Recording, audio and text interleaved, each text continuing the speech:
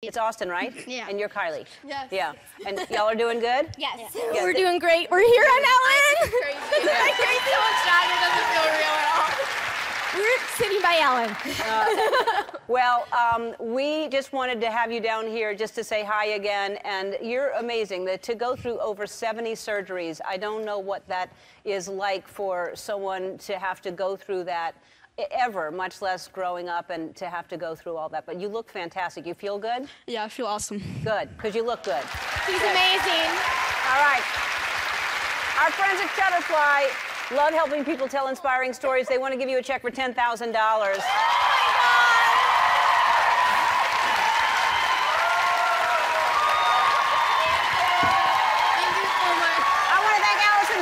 See you tomorrow. Be kind to one another.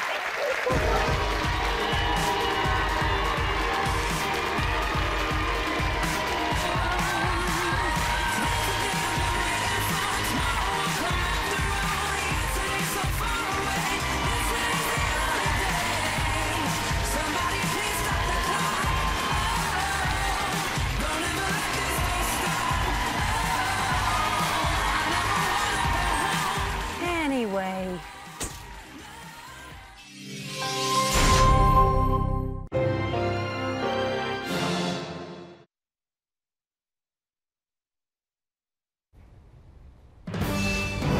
KSBY News starts right now. The Thomas Fire continues its rampage, spreading into new territory and shutting down the 101.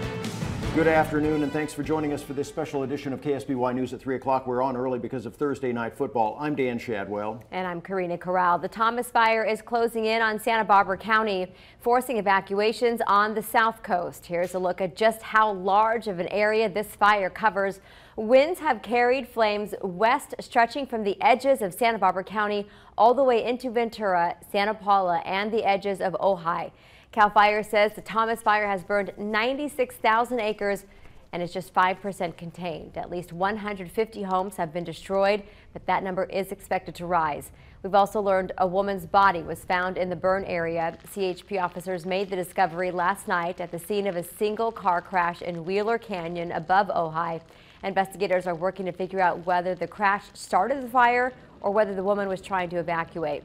Meanwhile, evacuations have spread into Carpinteria. And we have complete coverage for you tonight. KSBY News reporter Fabiola Ramirez is near Carpinteria. She's been talking to people escaping the newly expanded evacuation zone. Brooke Martell is in San Luis Obispo with how tourism officials are working with hotels to provide rooms to evacuees.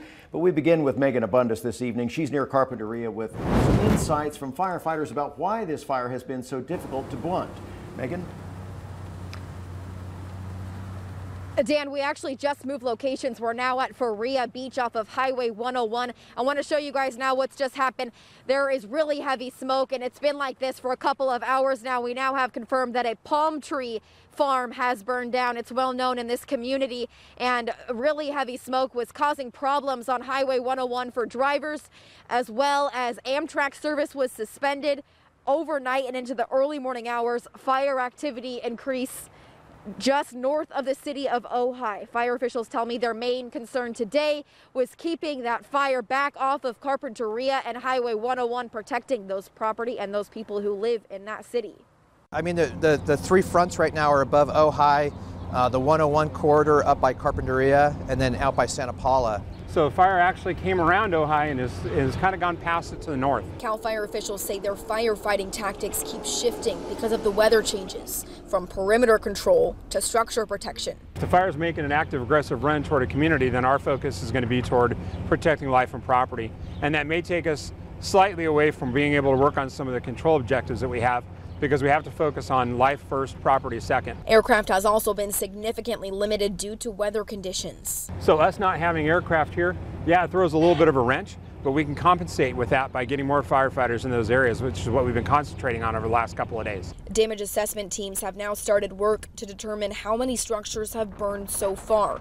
15,000 homes are still threatened.